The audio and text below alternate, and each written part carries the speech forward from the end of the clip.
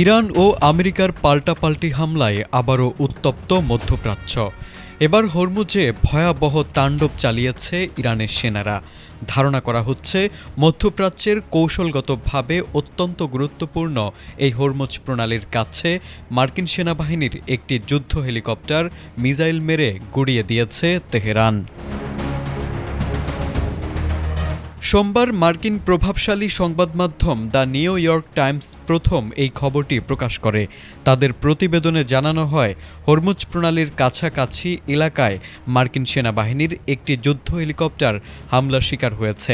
অন্যদিকে মার্কিন central command দাবি করেছে, ওমান উপকূলের কাছে টহল দেওয়ার সময় সোমবার সন্ধ্যায় এ দুর্ঘটনা ঘটে। পরবর্তীতে মার্কিন সেনাবাহিনীর ড্রোন ও বিশেষ বাহিনীর সহায়তায় মাত্র 2 ঘণ্টার মধ্যে পাইলটকে অক্ষত অবস্থায় উদ্ধার করা সম্ভব হয়।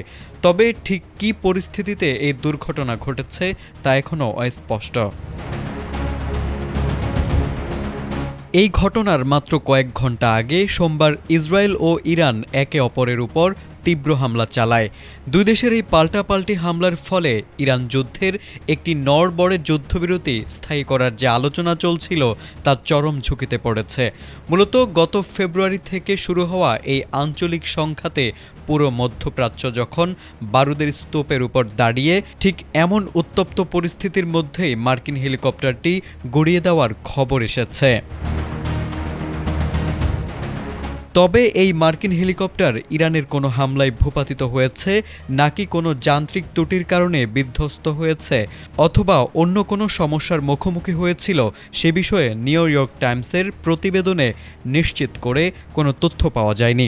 মার্কিন প্রশাসন ও পেন্টাগন জানিয়েছে, ঘটনার আসল কারণ উদ্ঘাটনে ইতোমধ্যেই উচ্চ পর্যায়ের তদন্ত শুরু হয়েছে এবং খুব দ্রুতই এ বিষয়ে একটি আনুষ্ঠানিক প্রতিবেদন প্রকাশ করা হবে।